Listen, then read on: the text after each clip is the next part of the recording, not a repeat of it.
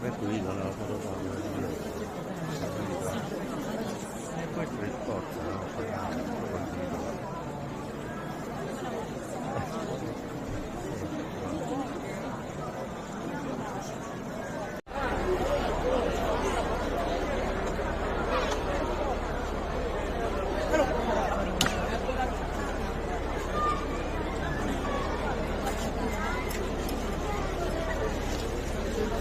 Ora vediamo un po'.